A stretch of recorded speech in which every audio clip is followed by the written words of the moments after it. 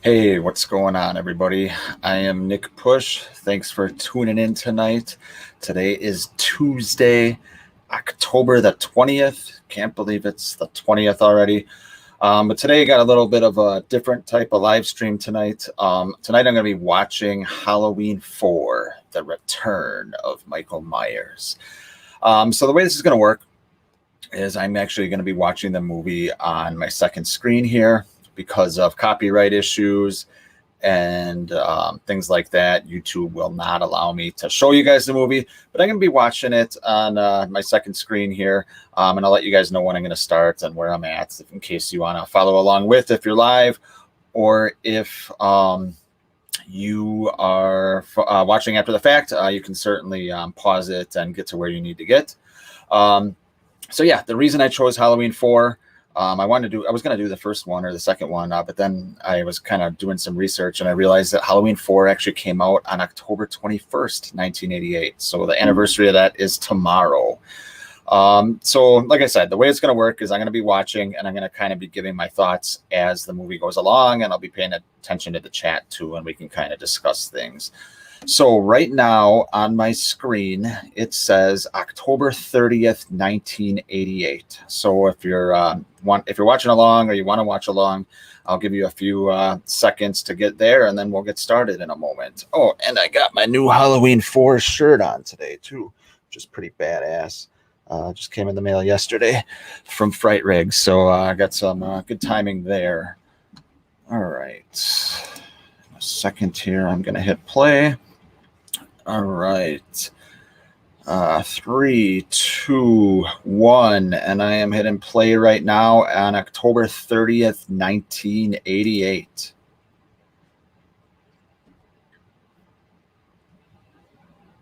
And of course, we're going to get to the most amazing opening credits in the franchise, maybe the most amazing fall opening credits, around in any movie, period. You got Donald Pleasance now in the title card. Just fantastic. Hey, we got Back to the Crypt. Courtney. Hey, Courtney, how you doing? Jake Blaster Productions. How you doing, buddy? All right, starring Ellie Cornell. God, these openings it's just amazing how perfect it is. Just that feeling of fall and that kind of sense of dread is just incredible. Everything from the ghost hanging there, the tractor, all just kind of the imagery is just incredible. And then you kind of got this slow score that's happening. Just it's awesome to watch. Music, of course, by Alan Howarth again. All right, now we got the ambulance coming down in the rain and the dark. Love this. Just a great way to open.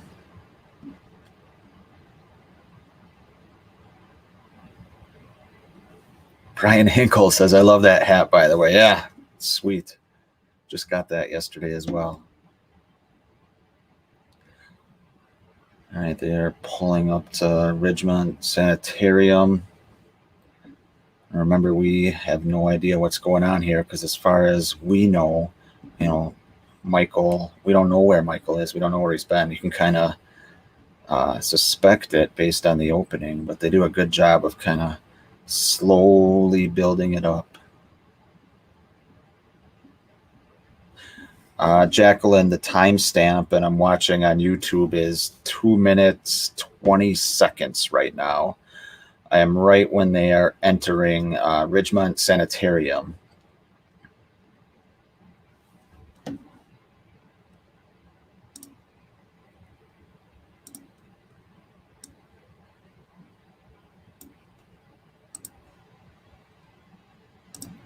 So they are now about to get in the elevator with the security guard. And he's about to give us a synopsis in a few seconds here about what happened 10 years ago.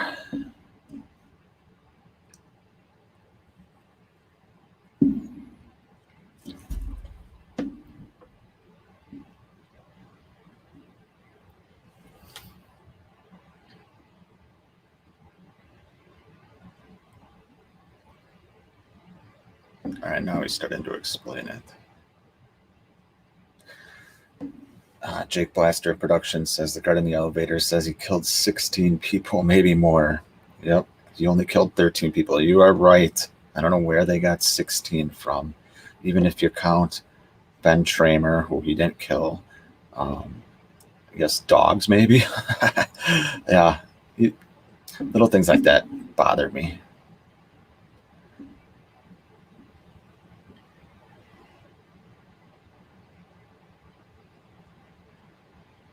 And now we see Michael laying there in the bandages with Dr. Hoffman.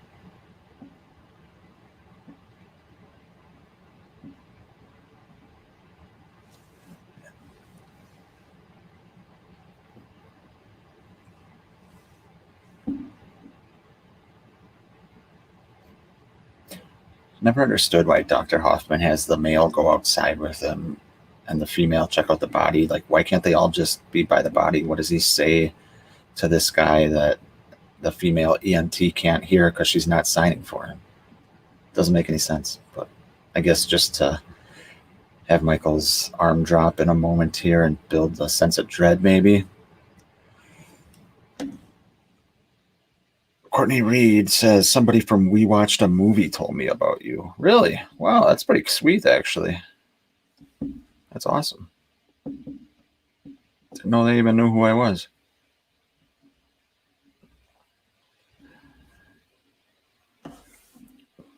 Yeah, Mike, I like when his arm falls out. Yeah, so do I. So do I. You can kind of see the burn scars on the back of his hand.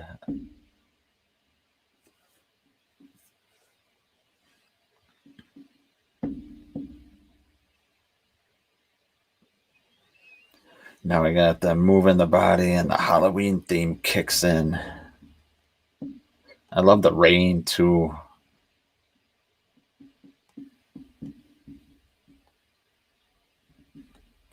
Byron Weaver, how you doing, buddy?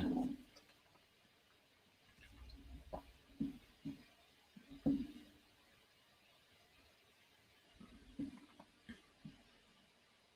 know, it's interesting.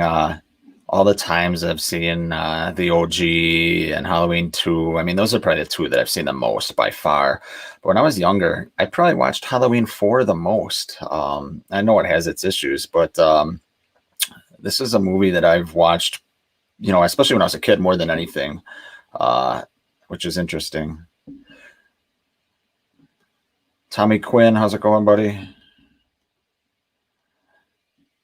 All right, so now they're in the back of the ambulance, and they're about to mention the living relative, and you see his hand, his fist clench, and we're about to see the famous thumb through the forehead kill. Oh, here it comes. Boom. Boom. I remember being caught off guard when this kill happened because it kind of lulled you to sleep a little bit. There it is. All right. Now we got Danielle Harris, the introduction of her. Did you guys know that Melissa Joan Hart was actually up for this role? And Danielle Harris beat her out? It's hard to imagine anyone else in this role. Jake Blaster Productions. This movie has great characters that you care about and can root for. Can't say that about Halloween 2018. I 100% agree with you.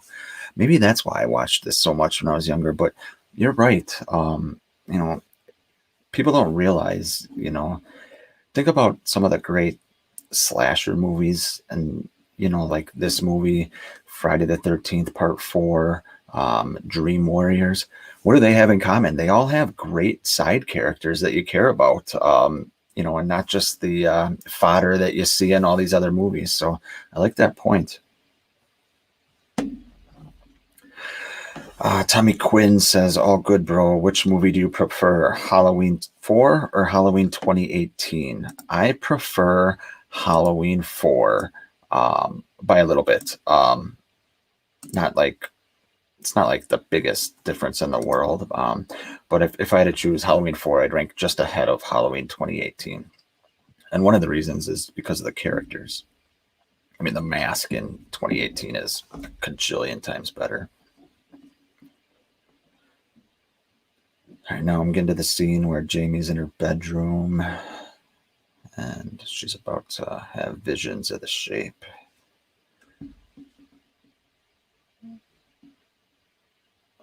Camp Blood Media. Hey, how you doing? Great background setup, man. Thank you. I appreciate that.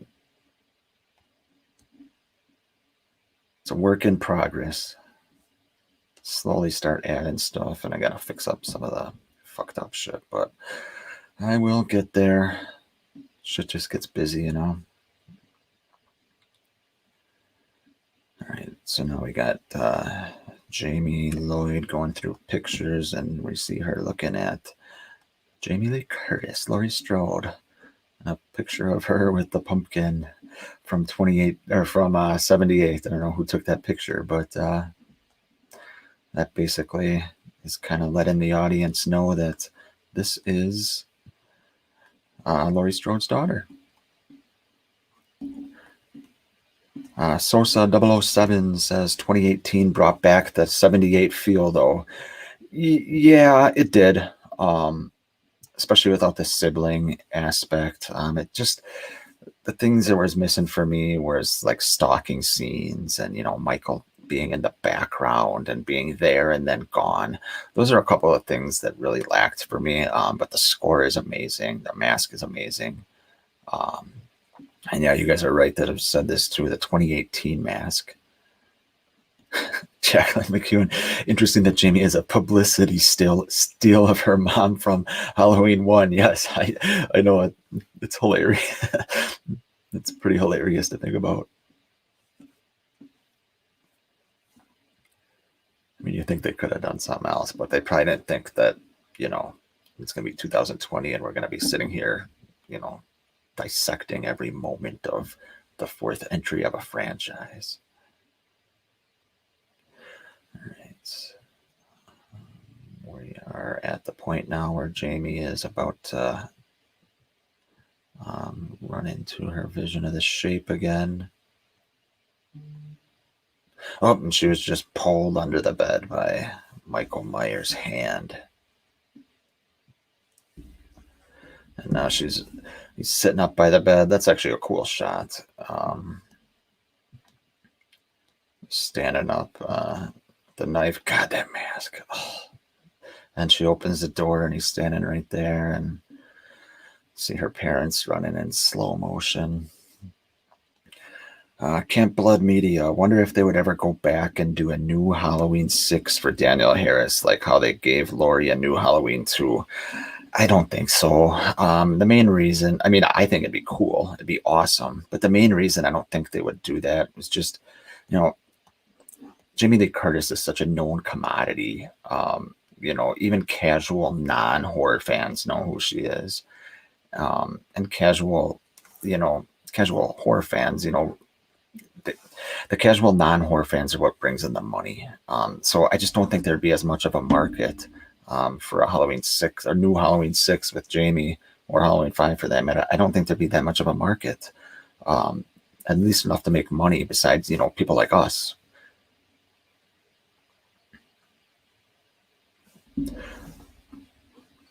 Now Jamie's stepdad, you know, gets his tie wet, but he did not get peanut butter on his penis, so I'll give him credit for that.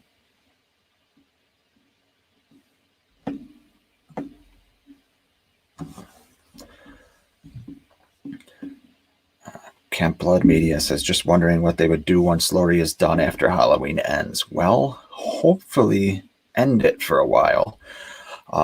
As much as I love this franchise and I love seeing more Michael Myers, we're just going to end up right back where we were, and they're going to have to retcon it again and then retcon it again. You know, the more sequels we get, the more they have to explain, and then the more convoluted something so simple as the boogeyman, you know, on Halloween night gets. And then, like I said, we're right back where we were. Oh, now Jamie's listening in as Rachel As Rachel is complaining about babysitting. You really feel for, they do a good job. You feel for Jamie Lloyd here, you know.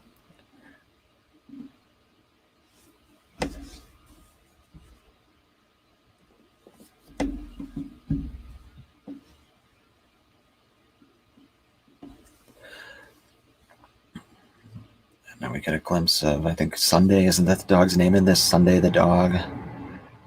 One of like 5 dogs or something like that Michael kills in this franchise. Jacqueline McEwen, after I saw H6, I wondered if there were any other members of the Strode family. Why didn't they adopt Jamie? Yeah, no kidding. No kidding. You had, I mean, obviously, it's a good thing she didn't get adopted by John Strode. But like Kara and Tim, like, they seem to have a big family, so it's bizarre.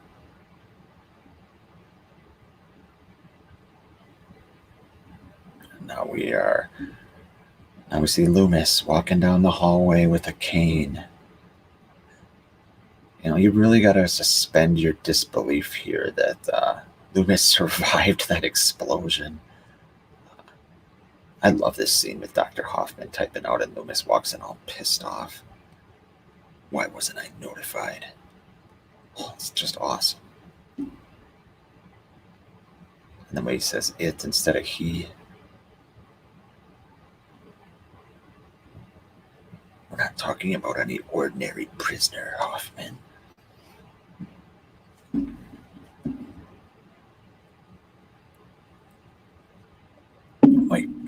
Jake Blaster Productions says another heir, Michael M. Myers. You're right. It should be Michael A. Myers. Michael Audrey Myers. Another just minor thing that makes a difference.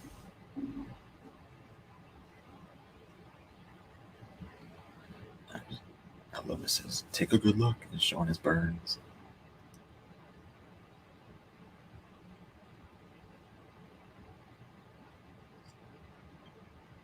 Sosa 007 says Loomis will be the biggest hole in new franchises.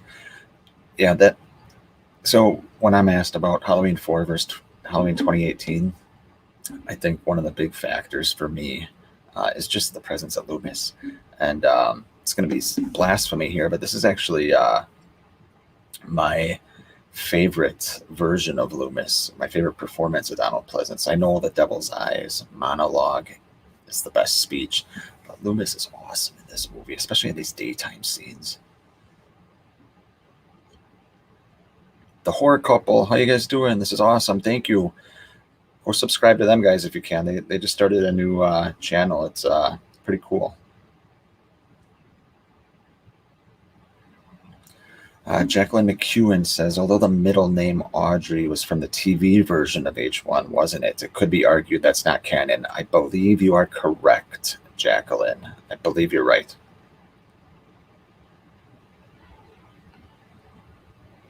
Now Loomis is walking towards the ambulance. Hoffman's about to say, it's over, leave it alone. Loomis doesn't even give a fuck. He just walks in the water with his fucking pants on. He doesn't give a shit. He knows it's back. It's time again. It's go time, as they say.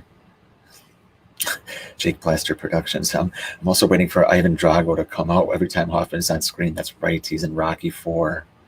He's one of the, not trainers, but he's like one of those Russian guys that is in charge of Drago, him and Bridget Nielsen.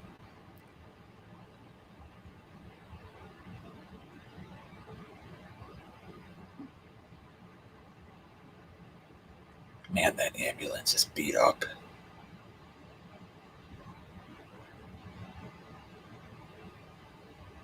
Did you guys know that? Well, right there, you saw him. One of the state troopers here is actually the writer of this, Alan Mc something. I can't remember his name, but he's the one that wrote this. He wrote this movie in 11 days. They had to rush it because the writer's strike was going to happen. But he got it done.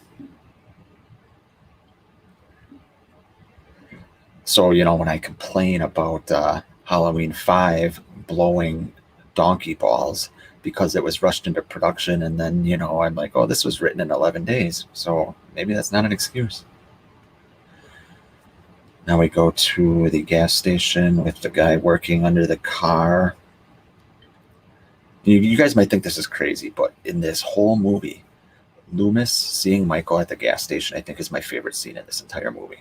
I just love it so much. Oh, now you see the bandage on his face. God, that's awesome. Compared to what we get, the bandaged Myers is awesome. I know a lot of people have said it, but I really want someone to deep fake that shit where they do this whole, we can see this whole movie with Michael with the bandaged look. That'd be awesome. Now Loomis is, yelling for someone to fill up his gas. I guess you gotta fill it yourself, Donald.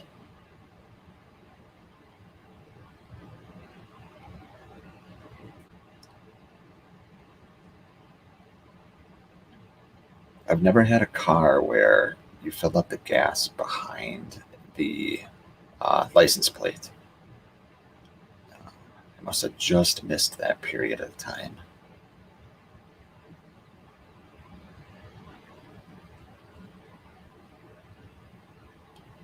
Loomis is walking into the gas station, or the garage, I should say, and he's about to find that poor guy's body dangling. Jacqueline McEwen says, I saw an interview with Al McElroy, that's right, where he said that he originally wrote a flashback to H2 showing how Loomis got blown out of the room and escaped most of the fire. Yes, I read that too. That would have been awesome to see. Like, it obviously works the way it is. You just suspend your disbelief, but that would have been really cool to see. I agree with you, Jacqueline.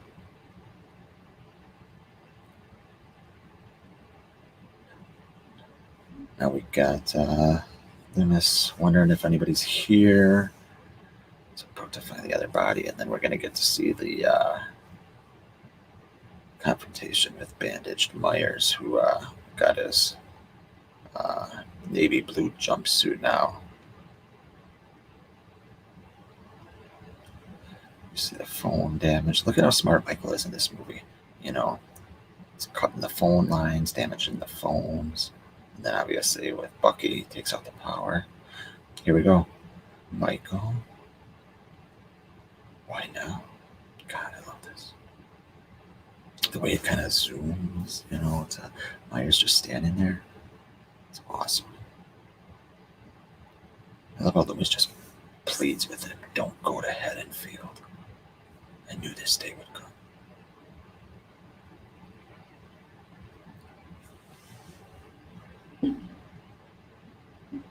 Yet he's got his gun out, ready to go.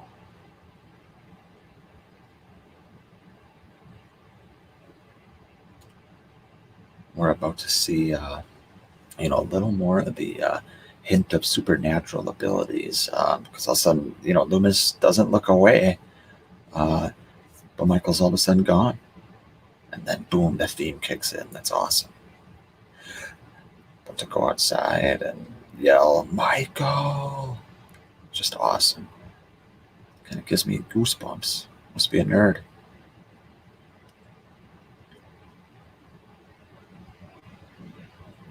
And this is cool now with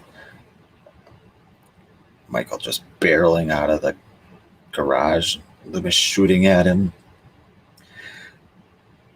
having to dive over a barrel.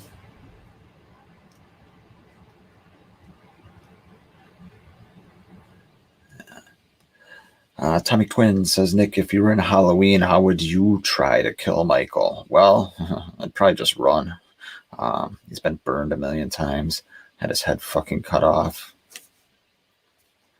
So I'd probably just run. The Movie Nerd, best sequel in my opinion. It's up there, man. I'm a Halloween 2 guy, but this is next on my list. I love this movie.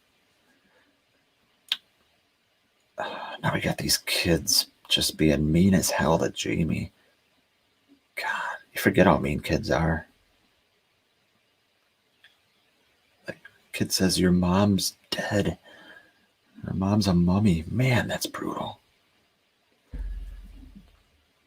But they, once again, it's just great character development. It makes you really feel for this little girl before she even has to deal with, having the shape hunt her. It's crazy.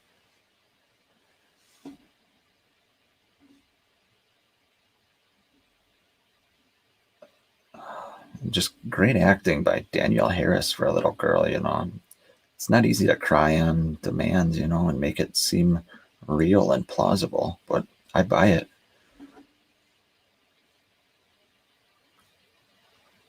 Now we got Rachel pull up with who was supposed to be Lindsay Wallace.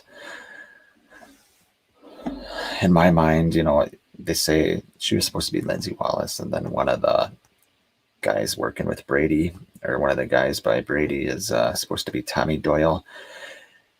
And I know people are like, oh, it's Lindsay and Tommy. For me, if it's not mentioned in the movie, it doesn't count. It doesn't matter what they originally planned or wrote. For me, it doesn't count. For you, it might count, and that's fine. But for me, it doesn't.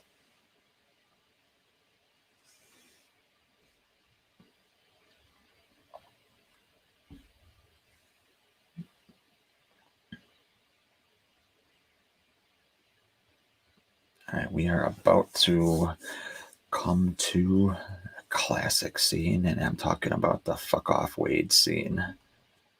In about probably a minute or two here.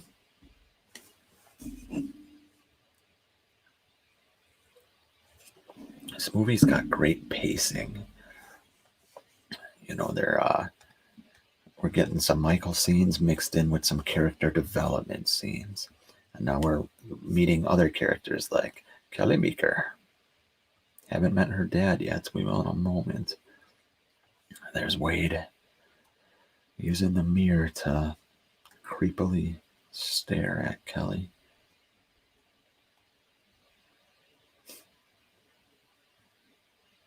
Exactly. The movie Nerd 95. Fuck off, Wade.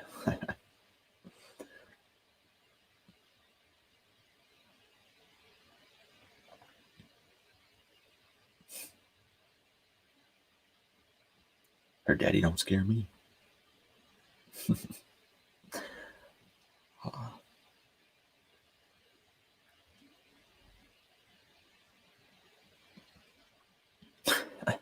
I love how he just clears his throat and she just goes, fuck off, Wade. And just the look on his face. He turns around. It's just classic. Classic. If you're just joining us, we are where we just passed the fuck off Wade part. And Rachel and Jamie are just getting dropped off at Vincent Drug as we see the car that Myers stole in the corner.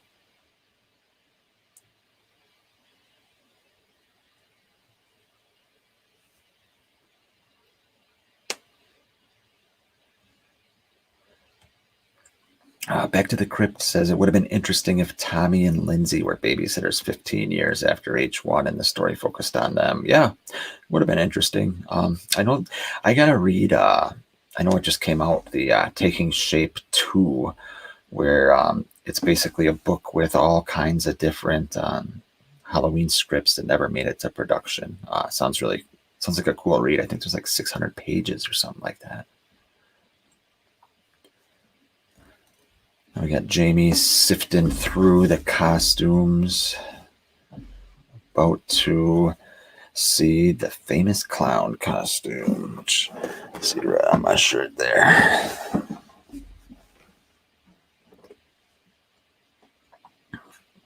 And we're about to see what, in my opinion, Michael grabbed the worst mask in the series. And I know a lot of people say H5, and I'm not going to argue it's tomatoes, but for me, this H4 mask is just so goddamn distracting. Oh, just drives me nuts.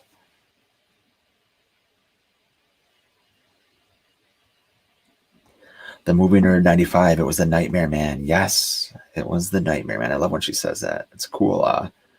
It's a cool term. And it's something a real kid would say. It's a Nightmare Man. Rachel, he's coming to get me.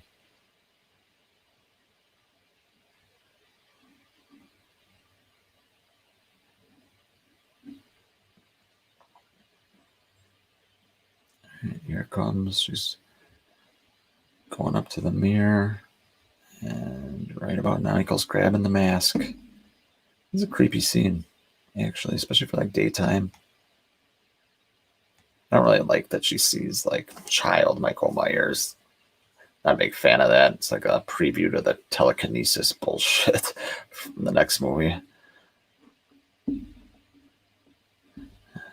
This is a cool scene here in a second where Michael's kind of, they show Michael's mask watching them through the broken mirror. It's pretty cool.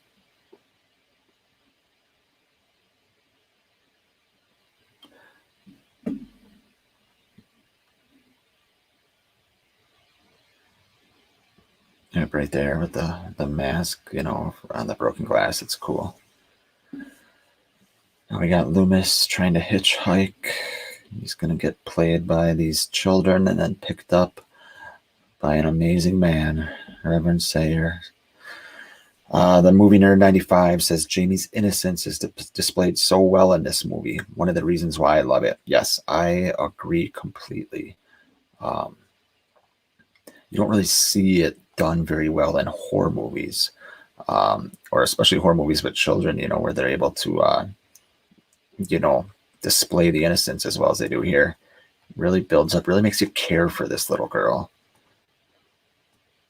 Even though, you know, we just met her 20 minutes ago. If you're just tuning in, I am exactly at 30 minutes into the movie, and Reverend Sayer is just pulled up yelling, "Come on in, old man."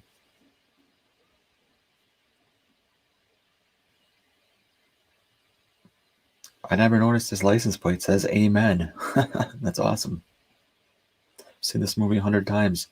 Never really looked.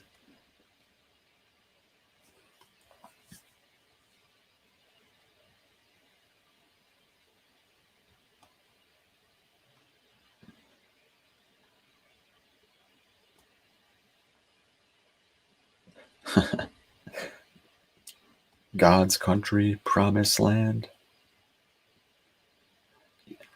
I love what he says. Car trouble. And Lewis kind of just looks like, sort of, you know, that's cool. I know it's been said by a lot of people, myself included, but it'd be cool to have a spin-off of this guy, Reverend Sayer. I love always drinking and driving. Been hunting the bastard for 30 years, give or take.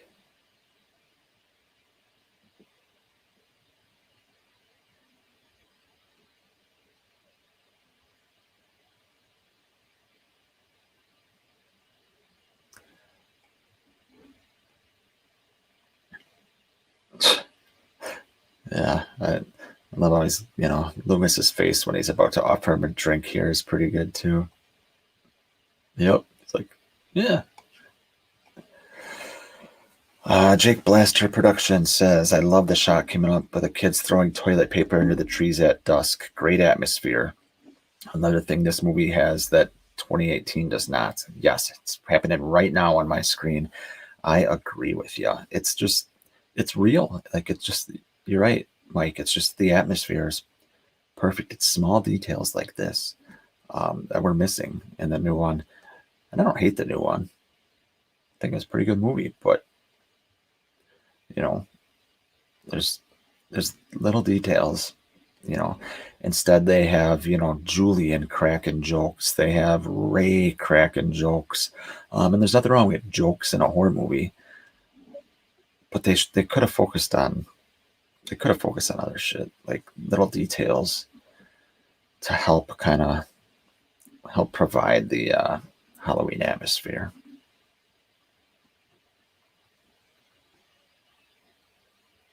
Love the jack-o'-lanterns on the Carruthers house.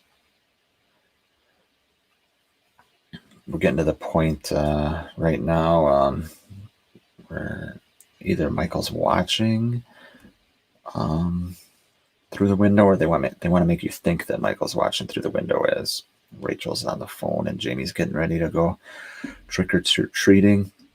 And we're about a minute or so away from Loomis barreling into the police station and going off. 6 bodies. Oh, this Loomis scene when he's about to go on the police station is another one of my favorites in this whole movie.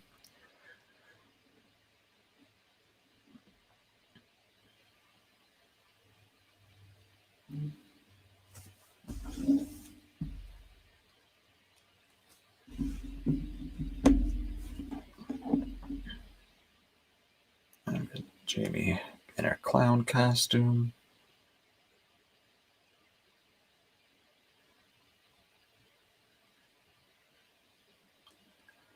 Well, you know what? I think before the police station, I think they show Michael's point of view going through the house, don't they? Yep, he's going up the stairs right now, and they think they show him go through the photos and see what Jacqueline was right when she called the publicity still of Jamie Lee Curtis from 1978, and another photo of Jamie Lee Curtis.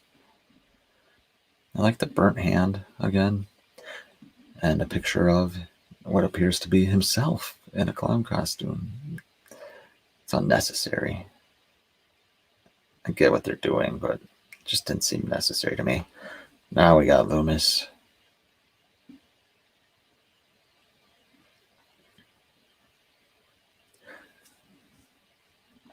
Do you guys think when the cop says Brackett retired in 81, is that an homage to Halloween 2, 1981, or is it just a coincidence? Yeah, Meeker. I love how Meeker just knows who he is, which is true. That night was infamous, especially because unlike 2018, the Haddonfield Memorial stuff happened in this timeline.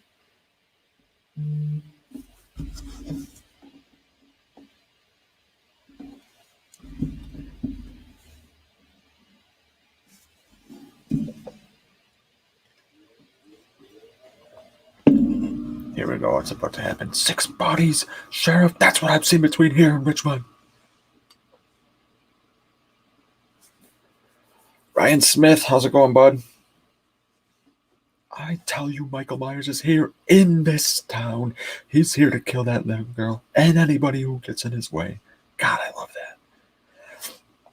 I love how in 78, Loomis is just calmly telling Brackett what he knows. And now after living through that night and knowing that he was right, he's not fucking around. He's here, It's just awesome.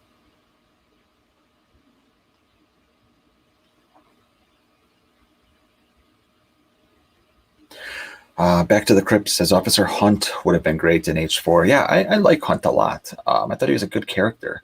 I bet you if Meeker wasn't such a cool character, if they had some shitty sheriff in this movie, I bet you we'd be bitching about that and complaining that they should have used Hunt or Hunt should be there.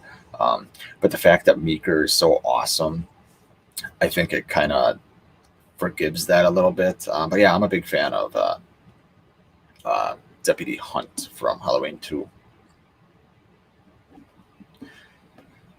Now we just got Jamie trick-or-treating. And I believe in a minute we're going to see a cool shot of Michael minus the mask kind of watching from afar behind a building with like a pillar. We'll see it in a second here.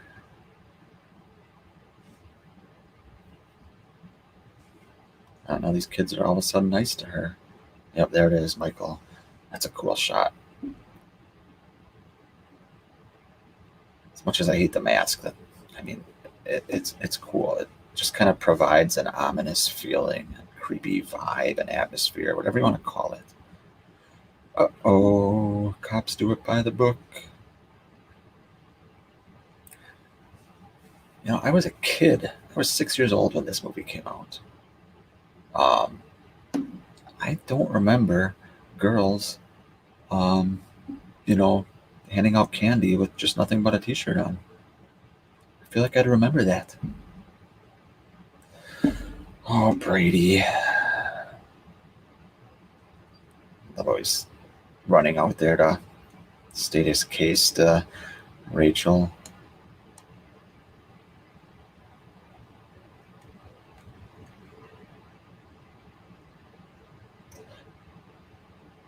I like how Kelly's just kind of standing there, like in a minute she's gonna be like, Brady, you coming or not? She's not phased at all because she knows that Brady will be back to her.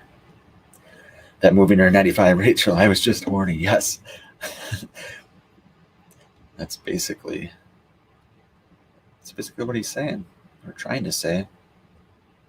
He just puts his hands in his pocket and walks back. Tough consolation prize there. Here's an underrated part of this movie when Rachel is looking for Jamie. And you got Jamie wandering, looking for Rachel. I think, yeah. Oh, now we got the bar with Earl. Even these characters, we're talking about character development. Like, even these characters, none of them are hateable. I mean, they fucking kill a guy and you don't hate them, Anna D'Amato. Hey, Anna, how are you?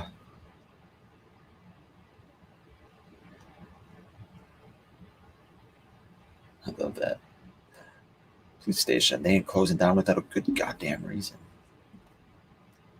And here we get a clue, when he just says that it just rings, At this point, Michael has taken out the police station. He must have taken it out just shortly after Loomis left with Meeker.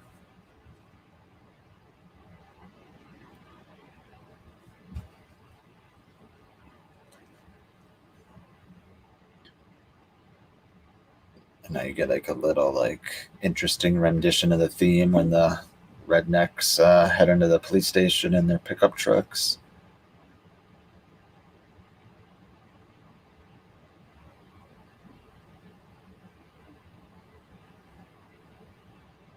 And now we got Meeker and Loomis entering the Carruthers house.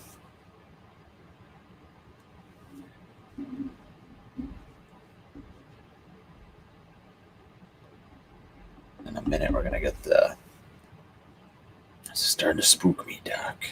At least I'm not alone.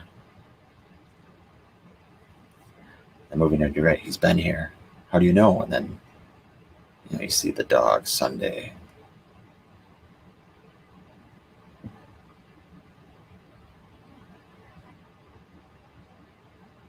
This is starting to spook me, Doc.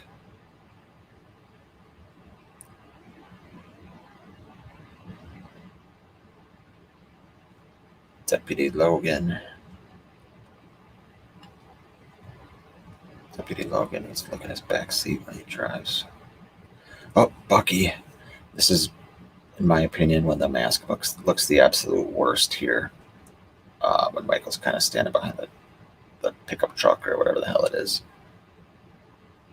Here we go. Hey, you. Okay, standing there. Okay, right now, I mean, it still looks bad, but it's not horrible yet. Right here. Not there. Don't try that Halloween shit with me.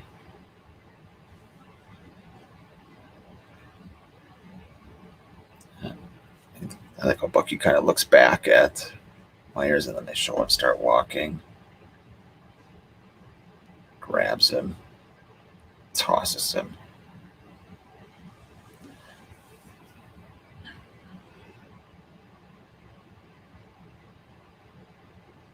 I don't like the way Michael's standing there, just kind of like his posture as Bucky's burning. Being electrocuted, I don't like that at all. And it really just shows the shoulder pads that George P. Wilbur's wearing. Not a fan. But the overall scene, I mean, it's a fucking classic.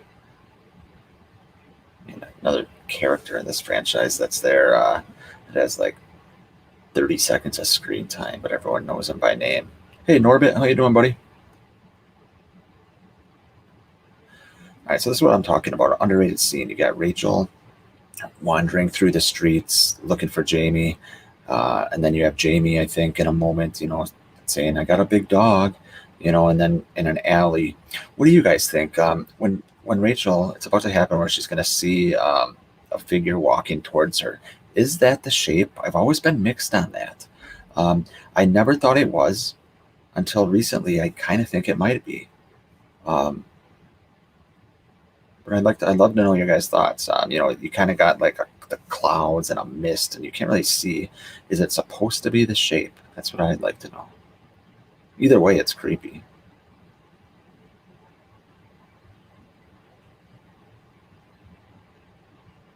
Here now we got Jamie. All of a sudden nobody's on the streets. I think they're trying to imply that they told the police station to get everyone, or the radio station or news station, sorry, to get everyone off the streets, and everyone listened.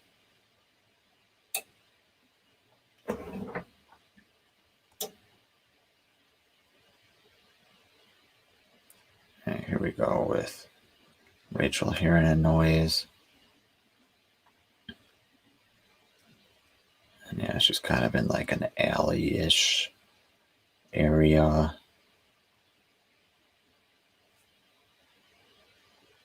Just a lot of dread here. It's a good scene. There we go. There's in the mist. You see him standing there. I think it's the shape. Yeah. Walking slowly. And Rachel, see, look how smart Rachel is. She's like, fuck this. Just, runs and hops the fence.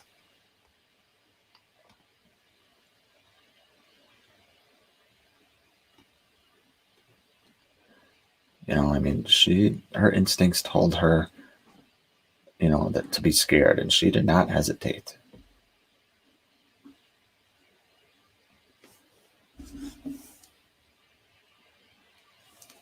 Okay, and now her and Jamie are about to find each other. But look at this. All this is part of the movie you forget. There's just a lot of unnerving, a lot of sense of dread. More in this, just in these couple scenes than were in all of 2018. All right, now Rachel found Jamie. And just more character development. Now Meeker and Loomis show up. And we're about to run into the 5 different versions of Michael Myers. It scared me as a kid. Especially the first time I saw it. It's like, holy shit, there he is. The fake Myers. Is that him? Yes.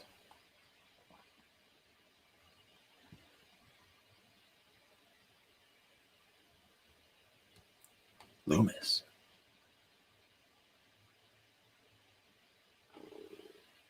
There's like that movie nerd. Yes. Oh Christ, Doc.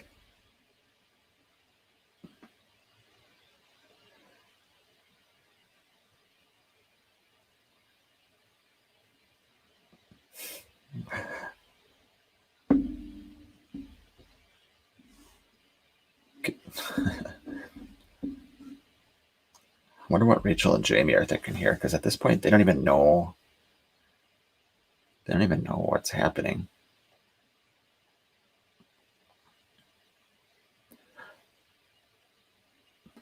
Dark Anubis says, I love Halloween 4 on my top 3. Yeah, I think it's probably my number 3 as well. It'd go 1, 2, and then Halloween 4. No, we got Loomis and Meeker going into the police station, and it is destroyed with blood everywhere. It's awesome. Some of the Loomis lines here are great too. It isn't a man. And in a second, we're gonna see Meeker see this guy's arm all jacked up. Yeah, right there. Ooh, that is nasty.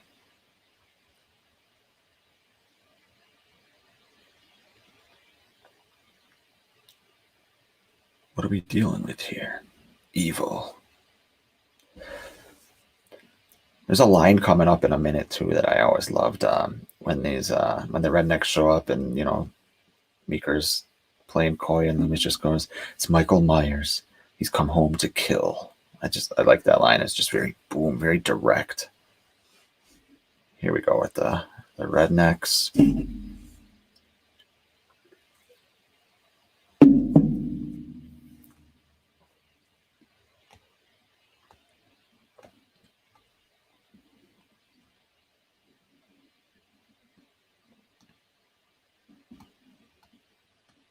Here we go. It was Michael Myers.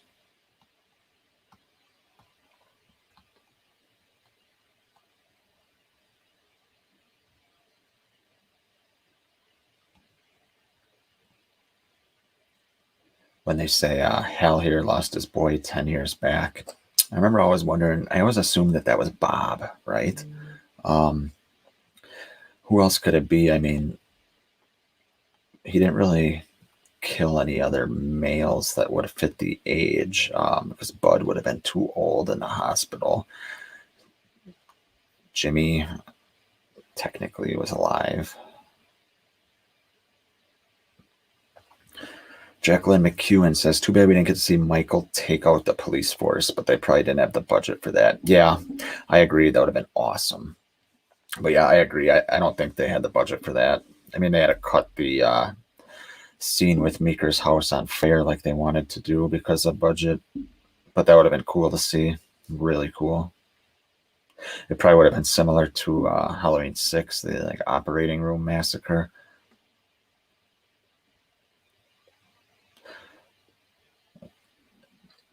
Man, Michael is really cunning in this movie.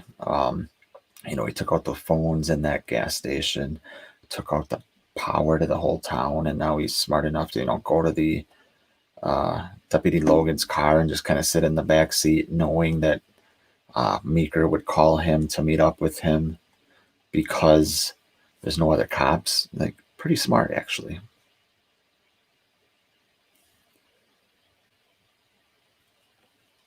We're about to run into Ted Hollister. I love that. There he is.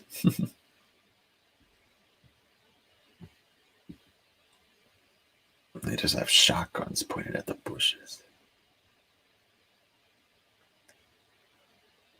I love how the bushes move and they just start unloading.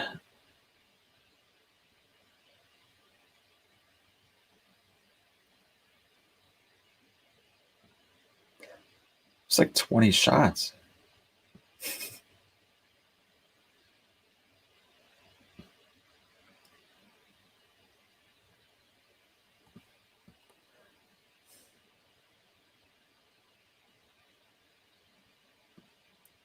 Man. I love this. Shit, Earl, it's Ted Hollister. You dumb son of a bitch. You said you saw Myers.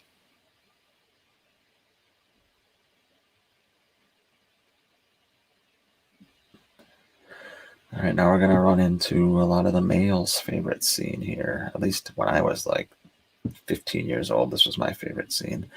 Kelly Meeker and Brady.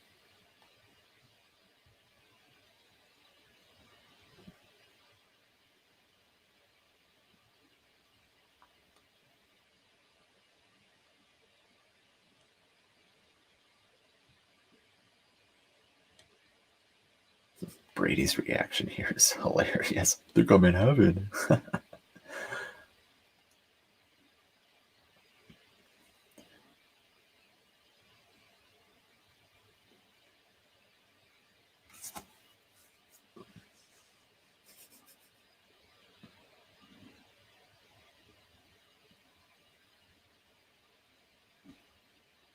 Oh, Brady. You will get your redemption, Brady, but you will pay for it. I love this. Oh, my dad. Your dad.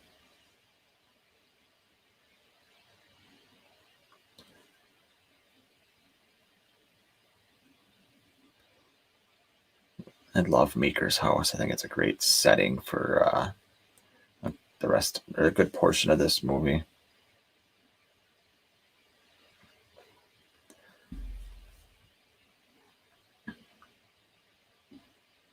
Poor Rachel has to be sent to the same house with all this drama. Now we got Deputy Logan pulling up and bringing Michael right to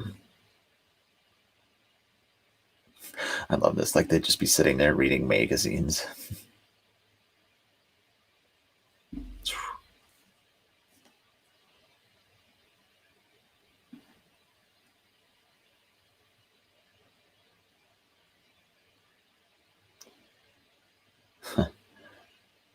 I love how Meeker, was saying, I don't have time to do this, but he's about to have enough time to threaten Brady.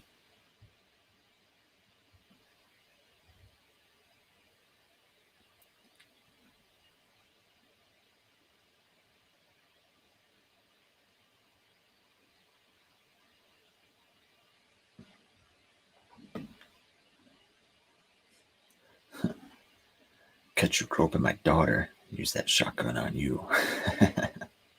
Brady just nods his head because he's a little bit. Meeker's a badass, man. I would not fuck with Meeker.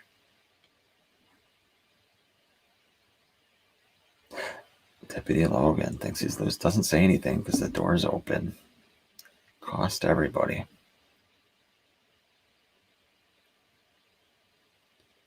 Question is, how did Michael get in the house?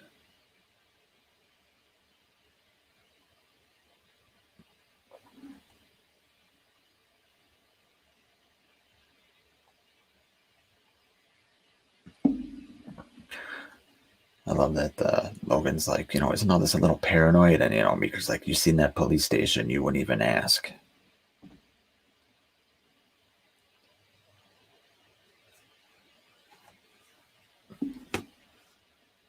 I know Brady, how does Brady not know who Michael Myers is? Whenever everyone in town does.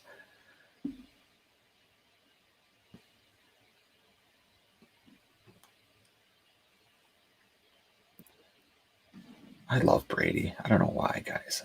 I'm a big Brady fan. Maybe I wanted his hair. I could never have my hair like that.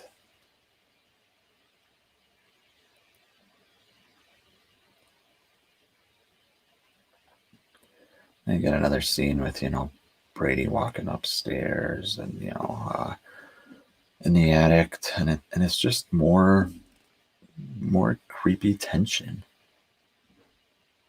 I mean, nothing happens up here. But it's just got a creepy vibe to it. It's a dark attic. And we know Myers is there somewhere. I remember I was always scared of this scene as a kid, even though nothing happens.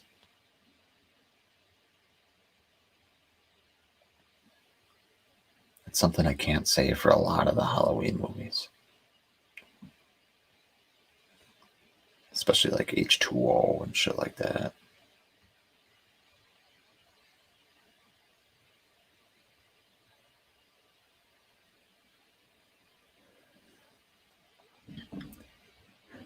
This deadbolt key. Don't normal deadbolts have something you turn from the inside and you need a key from the outside? I always wondered that. Like, why would you have one that's just keyed on both sides? Could have been a safety feature in '88 for paranoid people, and Meeker being, the sheriff might have had it for some reason. So who knows? I'm sure it's logical, but it just kind of always bothered me a little bit. That movie nerd 95 says this was the first Halloween movie I ever saw. What got me into horror and a lover of Halloween. That's awesome. Yeah, this is one of the first ones I saw too. I think this is the third one I ever saw. I remember vividly where I was. I remember I was like 8, 9 years old and went over to my neighbor's house. They were like girls that were a few years older than me, and we watched this in their basement. I don't know why I remember that, but I do. It's crazy what you remember.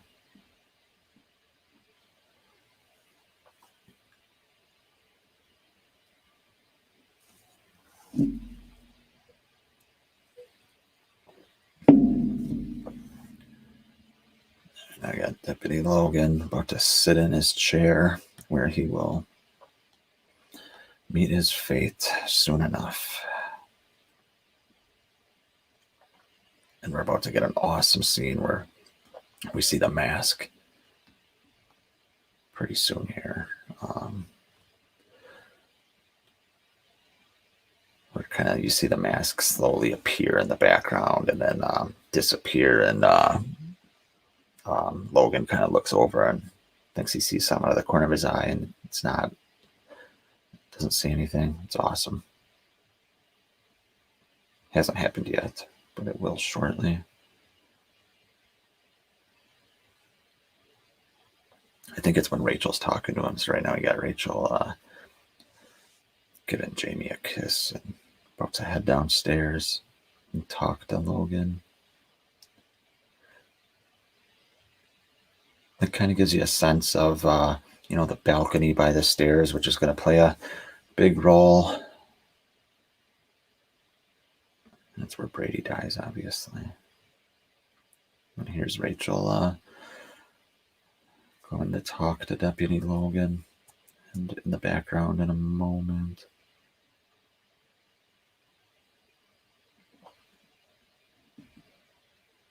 Look how calm Logan is.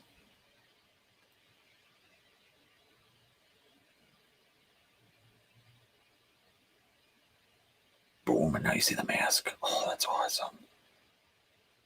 Looks, and it's gone. Man, more shit that was missing from the later sequels, that this was like the last movie that they used that.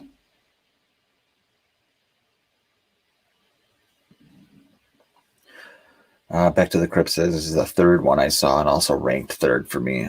Yep, I would rank it third for me as well after 78 and then Halloween 2, 1981. I'd go Halloween 4. And then probably 18, maybe 3, depending on my mood. But there's after this one, for me, after 1, 2, and 4, there's a big gap. I mean, there's a big gap after 1, but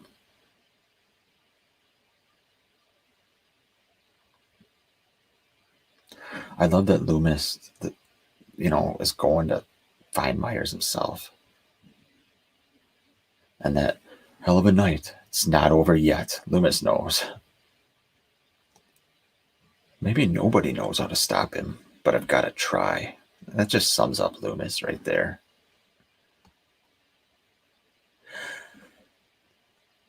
The Shape 78 says the mask appearing in the background on the dark hall and then disappearing was awesome. Yes, it's just classic. Like, why did they stop doing that? Just really bothersome. And yeah, everything about that little scene there is just so well done.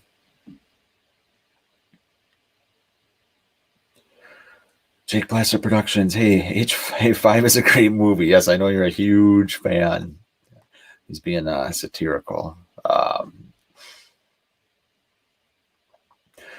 Now we get a little bit of more character development with Rachel and Kelly and a little bit of teen melodrama.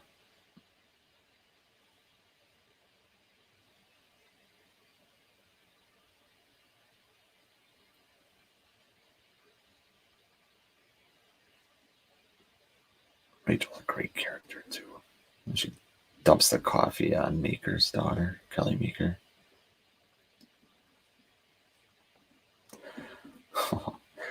Do you guys think they just had that Ted Hollister scene so Meeker would leave and they could, have Meeker survive or survive to the end?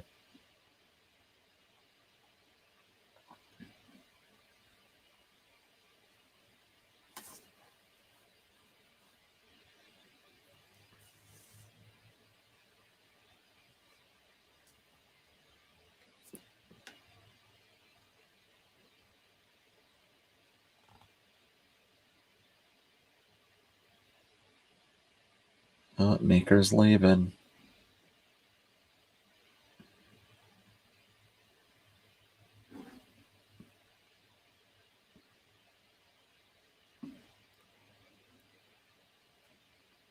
All right.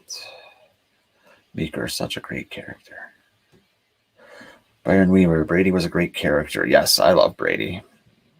Brady is fantastic. One of my favorite side characters in the franchise. Even though he's got some douchey moments, obviously. We'll see him go go down swinging shortly.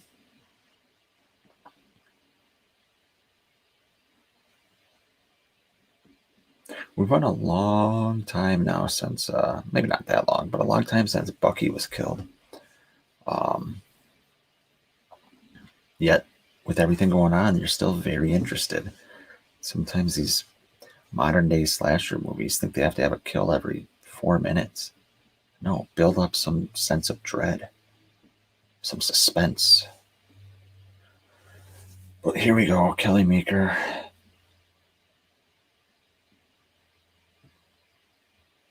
It doesn't look like that's Michael sitting there, but it is. We're about to see a great scene here when she lights this match.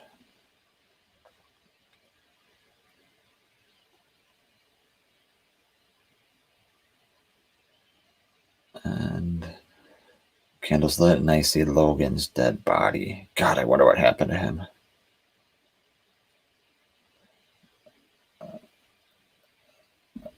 Love how the theme kicks in. The shotgun right through. Jake Blaster Productions. The mask looks good in this scene. I agree. Right there. That's the best it's looked in this movie. It's just 2/3 of it is covered in darkness. It's just perfect.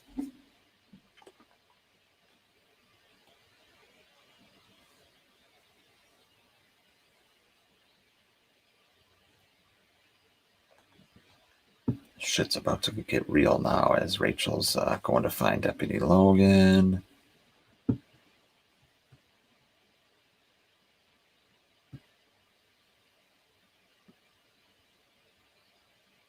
And nobody's sitting in the chair. That's great.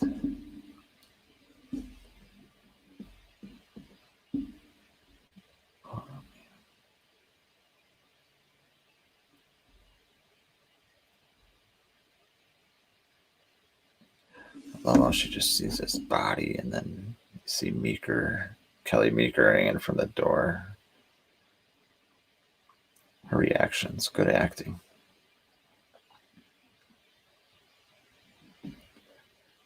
And it's funny, as much as Rachel didn't want to babysit Jamie, and she was complaining about it. First thing she does is go look for Jamie. Brady wants to leave right here. You think she stands a chance?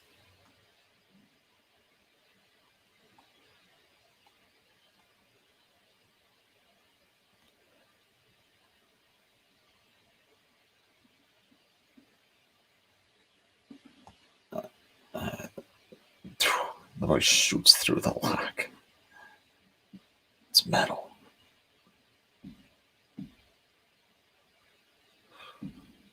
All right, here we got, there's Jamie. Now Michael's about to appear. And now shit gets real. Here he is, Michael.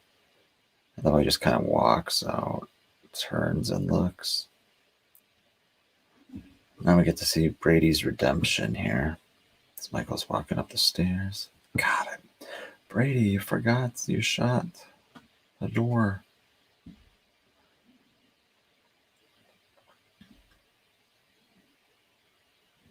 Michael's just taking his time, which it is what it is at this point. That's just how he walks now. It was established, as much as we don't like it.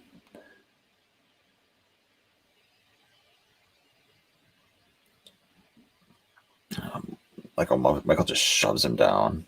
But Brady, he could sprint up the stairs right now. But he's buying him some time. But at this point, Michael's basically got super strength. I mean, he just tosses the shotgun off the stairs. I like how Brady gets that swing on him, though. Ooh. Michael just raises him up. This is a brutal death. Like, think about your neck just kind of slowly cracking like that. Oh, it's brutal. Just brutal. Bye-bye, Brady. I love how Rachel yells, "Leave us alone." And then they throw like suitcases down the stairs. It actually slows them down a little bit.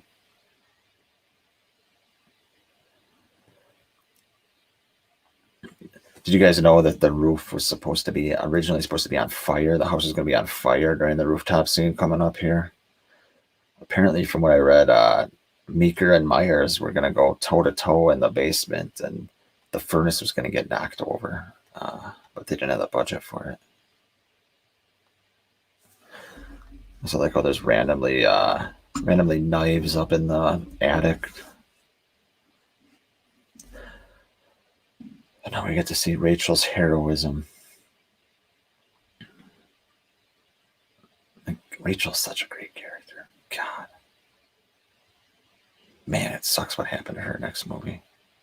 Look how high that roof is. I always forget that they kind of show that.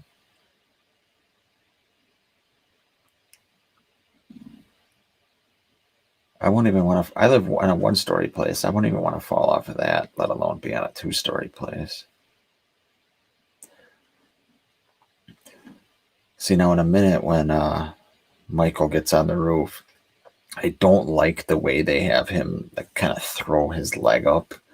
I don't mind anything else, but just the way they show him kind of getting up, it looks awkward. And I don't like seeing the shape in an awkward position. Other than that, it's a badass scene. And it's a scene that there's really nothing like it in the franchise. Rachel's climbing to the top now with Jamie on her back.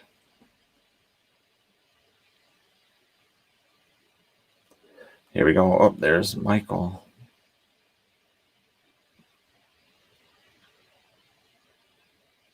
Like, and there's nothing like this scene in the entire franchise. I like how Jamie's like, I can't. And Rachel's like, well, try, damn it.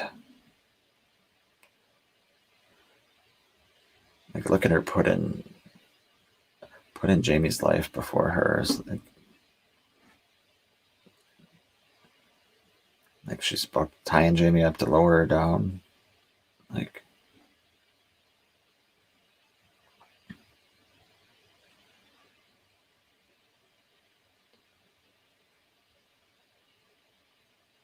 Like that's a high goddamn roof. Oh.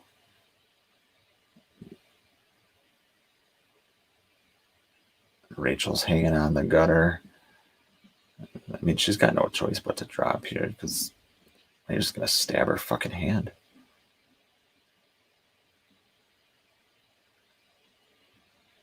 But yeah, that would hurt.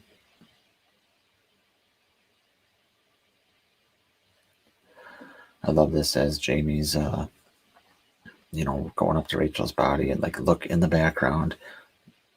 I mean, the score kicks in and you just kind of see Michael. Right now, you see something move, and then now it's Myers versus a 7-year-old girl.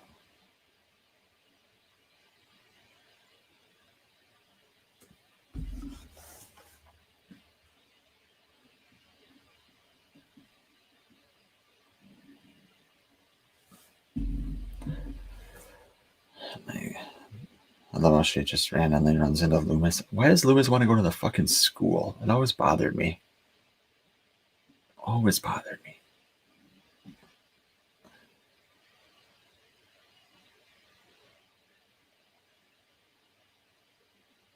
I guess there's no other good places to go, but I won't even call the school a good place. Like, I don't know what you do.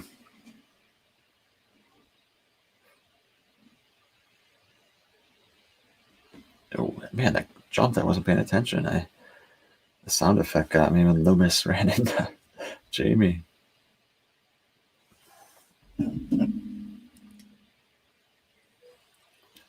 Yeah, where's the schoolhouse?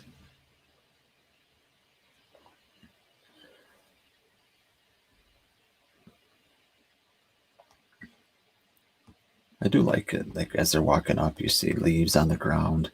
You see the swings moving in the wind. It's just minor things that this movie does well. Loomis decides to waste bullets, opening up the padlock.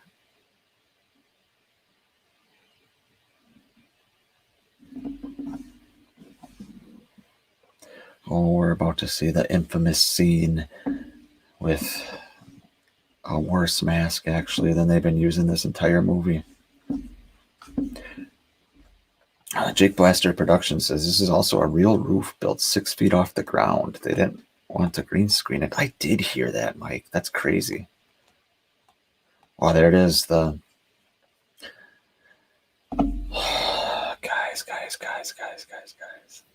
The pink Michael Myers masks, as Jake Blaster Productions just said.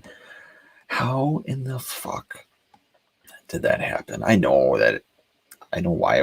I just don't understand the fucking excuse you can have that. Okay, you grabbed the wrong mask, right? You grabbed the wrong mask. Fine, it happens. Why it's even there, whatever. Nobody in fucking post-production can say anything, and you claim you don't have enough money to go back. Oh, it's inexcusable for a high production movie. I mean, it's inexcusable. Jacqueline McEwen says it's the ghost of Ben Tramer. Yes, it is the ghost of Ben Tramer. It looks exactly like that stupid fucking mask. God, drives me nuts.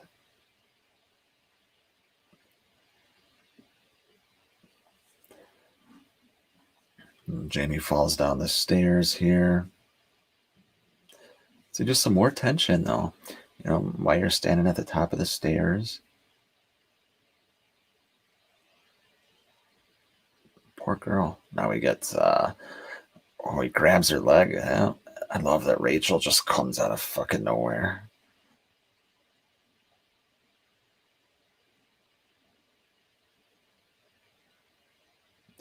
Oh, now I got the rednecks. I love when they show up and you're like, he's in school. Jesus, where? You know, and like Jamie says, he'll kill you too. I like how these guys are sensible and just get out of Dodge.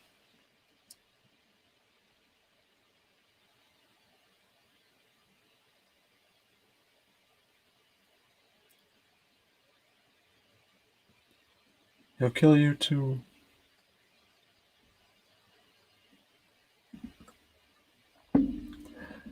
So forget about the logistics of how Myers can hang on to the bottom of the truck. Whatever. I can let that go because at this point he's, you know, full on zombie, not zombie, but he's full on Superman as far as his strength goes. Okay, forget about that. But when does he get on the truck? When they're standing there talking right next to it? That's what always bothered me. Like, when would he have time to get on there? That is cool sign, though. Welcome to Haddonfield, home of the Huskers.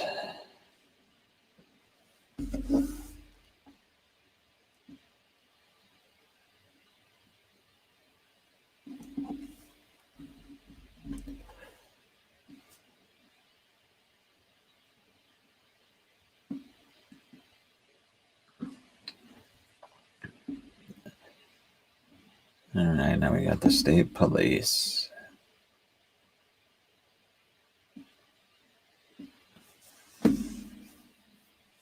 At this point, just, you know it's not over yet, but you're wondering what the hell's going to happen the first time you watch this, obviously, at least.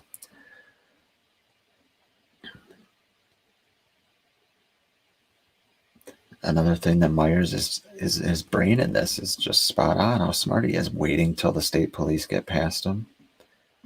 He waits a moment.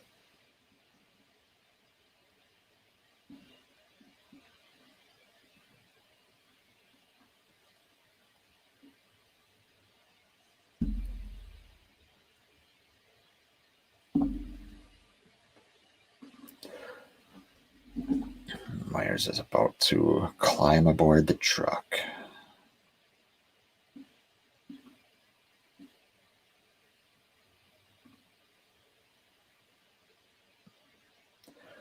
Love the atmosphere, the fog and everything.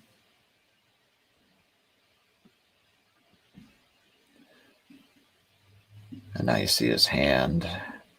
Of course, he's still got a knife.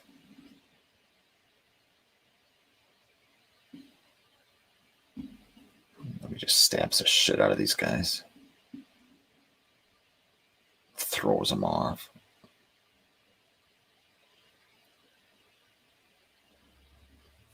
I'd love to, in a minute here, I love it how Earl just kind of knows something's wrong. Jacqueline McEwen, says, I don't like the way Michael is moving here. Nick Castle was pretty smooth and graceful in H1. Here, Michael's movements seem too herky-jerky. I would agree with you. Very herky-jerky. I don't know if it's the shoulder pads or what. It's just, this scene is so far off from anything in H1. It, like, as much as like it's enjoyable to watch right now as Rachel throws Earl's dead body out. It's enjoyable to watch, but it's so not in line with the original intent of the character.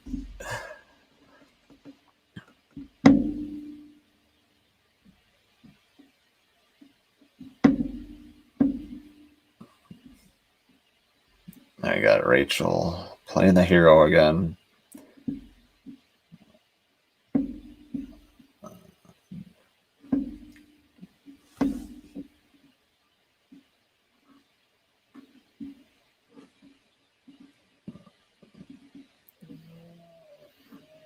Jesus, man, it doesn't matter. He's about to smash his head on the windshield in a moment. It's just so, it's a little bit awkward. I don't like it either. Yep, just smashed his head.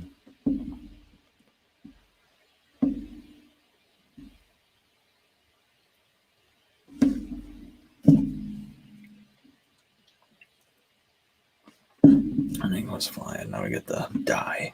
You.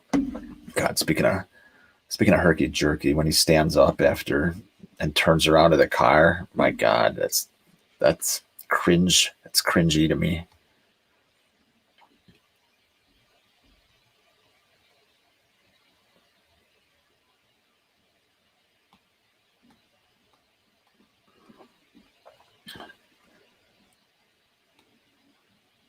I don't know. Michael goes flying.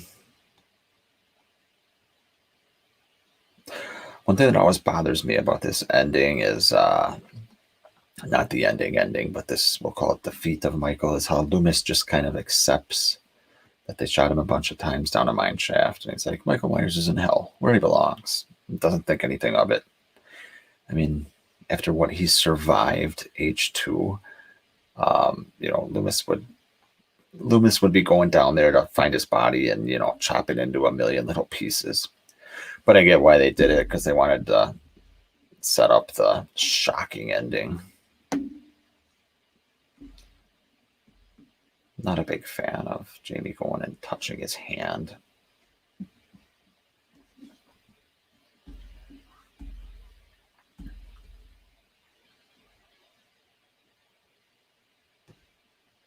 Now we got them blowing him to smithereens. You can just, I'm not a huge fan of the way that looks either. Like, the shoulder pads and the mask combined are bad. They are so bad.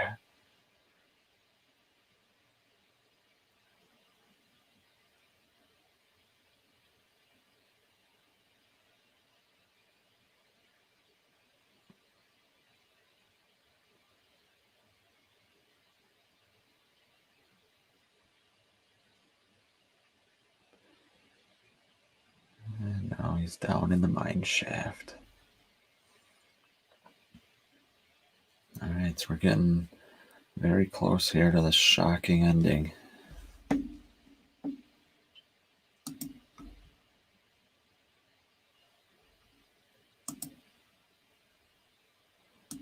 got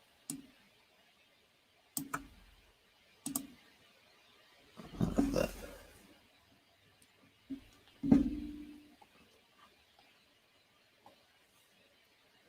It's a good line, though, by Loomis. They survived this ordeal. They'll survive its memory. It's a great line.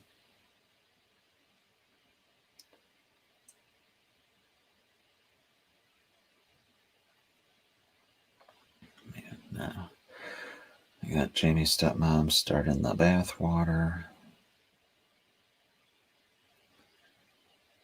And a little bit of an homage to 1978, The Mask. I love this fucking ending. You know, obviously at this point we don't know, or not. If you haven't seen it before, you don't know. You know, you just assume it's Michael coming back. But you know, the fact that they ended it the way they did is just incredible. How cool would it be if not there yet? How cool would it be if you know, Loomis, if it ended with Loomis shooting Jamie? My God.